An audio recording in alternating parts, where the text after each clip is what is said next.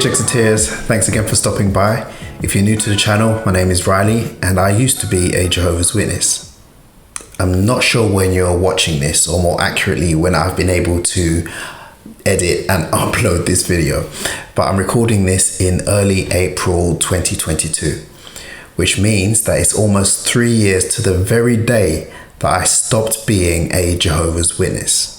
Because of this, I've been reflecting on a few things, and I thought it'd be a nice way to mark this occasion by sharing those things with you. Okay, so the first thing I want to address is this. A lot of people say that Jehovah's Witness religion is a cult. I can't deny that there are a lot of cult-like practices in the religion, but I would never ever use the word cult to describe Jehovah's Witnesses, because I have too much respect for too many people who are still in it. And the word cult has such negative connotations that you will never hear me refer to the organization or the religion in that way. Yeah, I actually said that, but in my defense, it didn't last for very long, and I want to talk about why. Why was I so adamant to not refer to the Jehovah's Witness religion as a cult, and what happened to eventually change my mind?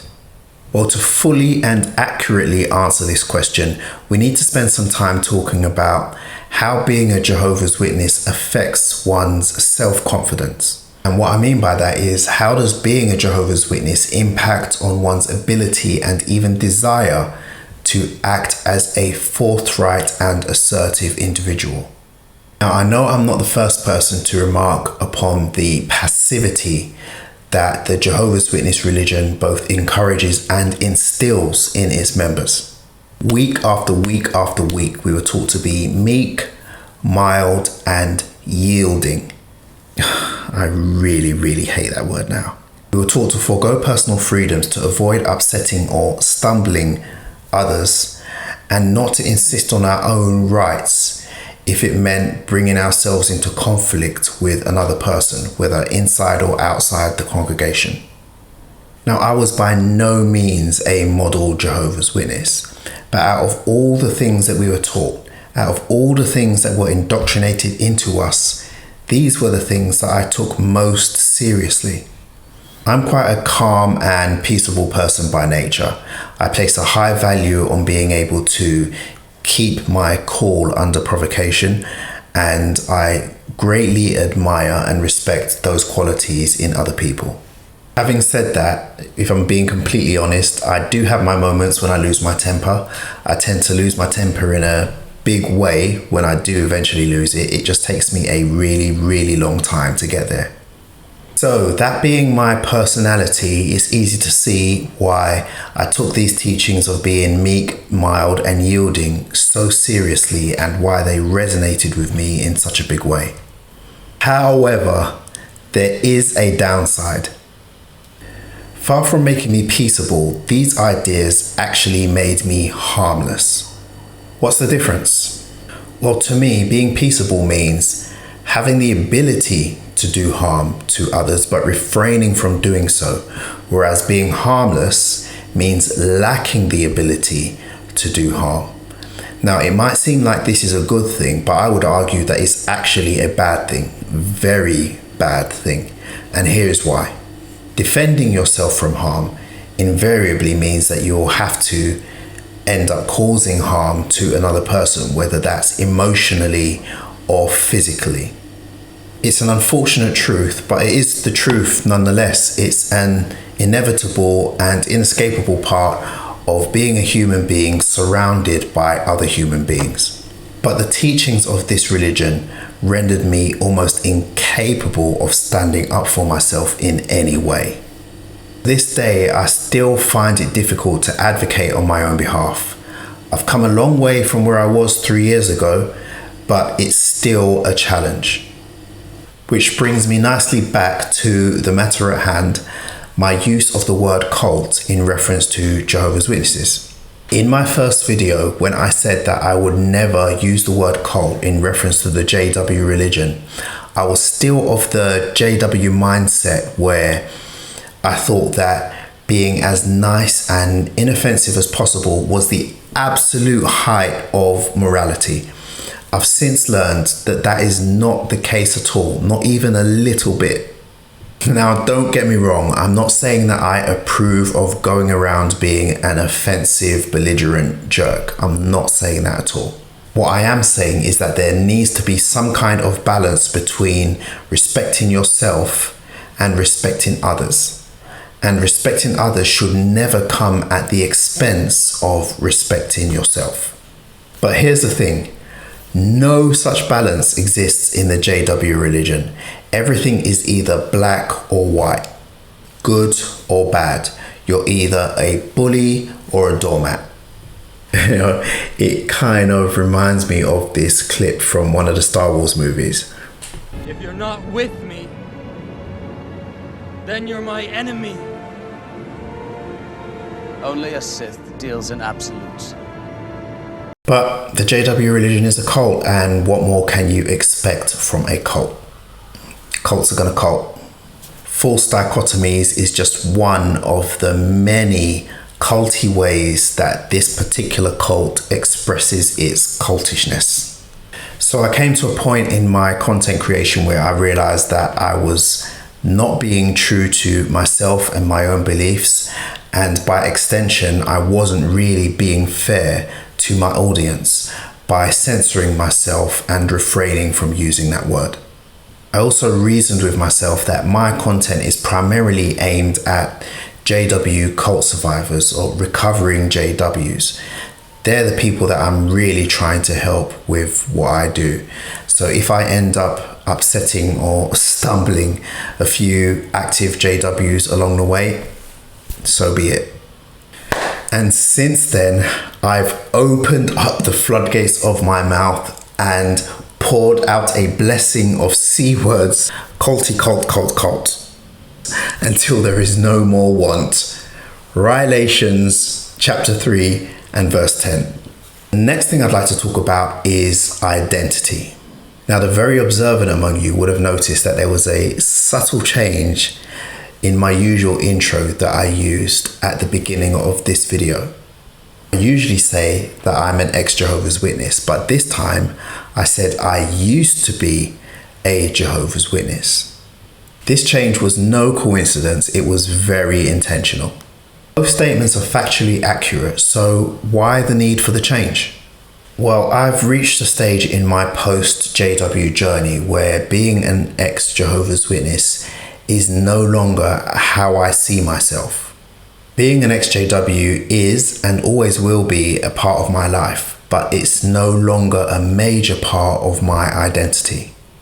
To use a food-based analogy, I tend to think of my identity as a cake, and the various parts of my identity are the slices that make up the whole cake, and some slices are bigger than others. The husband slice is quite a big one, and what I do for a living professionally is also a slice of considerable size. When I first left the JW organization, the ex-JW slice was absolutely huge, and for all the wrong reasons. But as time goes on, that ex-JW slice is getting smaller and smaller, and it's now so small that I no longer view it as being a major part of my identity.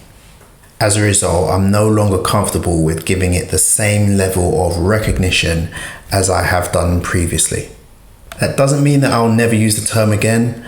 For ease of communication, I will use it from time to time, but wherever possible, I'll refer to myself as someone who used to be a Jehovah's Witness rather than someone who is an ex-Jehovah's Witness or a former Jehovah's Witness.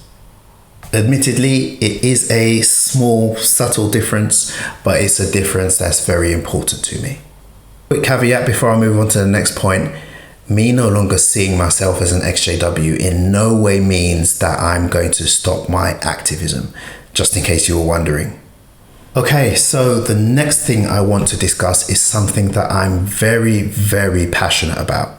Waking up from and subsequently leaving a cult is no easy thing to do. Cult indoctrination has been described as thought reform. It means that your mind has been manipulated to such an extent that your thoughts and even the way that you think have been drastically altered. Do you remember those scriptures that were shoved down our throats week after week after week? Put on the new personality. Be transformed by making your mind over. This is blatant thought reform. It's so blatant, it's like they weren't even trying to hide it. Now here's the point. This kind of mental manipulation doesn't just simply go away because you've left the cult.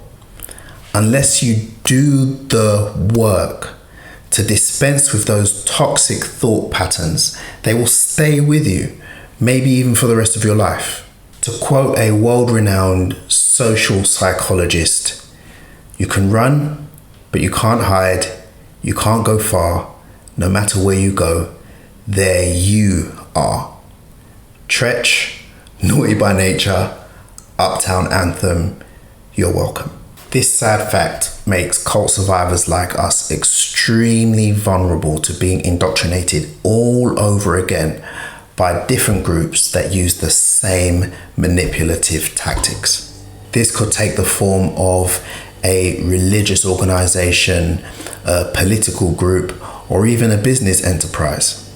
Or it could even be as subtle as an online community based around a non-conventional ideology. So what to do about this? Well, personally, I found therapy extremely helpful to undo some of these toxic thought patterns that the Jehovah's Witness cult indoctrinated into us. Also, the support of loving friends and family can be extremely helpful in overcoming some of these thoughts and behaviors. But I think that therapy is actually the best way, and I would strongly advise anyone who's experienced any kind of coercive control or cultic abuse to seek therapy in earnest. Having said that, I'm very well aware that therapy isn't accessible to absolutely everyone. But there are still some things you can do to avoid the trap of cult hopping. For example, you can use your past as one of Jehovah's Witnesses to recognize the common characteristics of cults, cult-like groups, and their ideologies. For instance, the JWs taught us that the world is corrupt, the world is being controlled by dark and evil forces behind the scenes, and that we were the only ones who really knew what was going on. Now, that isn't an exhaustive list, but if you encounter a group, either in person or online, that espouses these ideas or ideas that are very similar, that's likely to be a cult. At the very least, these are red flags that should give you enough reason to take a step back and reevaluate your involvement with such a group. Well, that's it for this video. I hope you enjoyed it. If so, please drop a like. That really helps to get it seen by as many people as possible. And also, if you haven't already done so, please subscribe to the channel with notifications so that you're alerted each time I upload new content. Please proceed to the Jexit in an orderly fashion, and I'll see you in the next one. Thank you so much for watching to the very end of the video. If you haven't already done so, please like, leave a comment, and subscribe to the channel. If you like my work and want to help me continue doing it, please support me on Patreon at patreon.com/Jexit_2020. And with that, I'd like to sincerely thank these very special patrons who make these videos possible.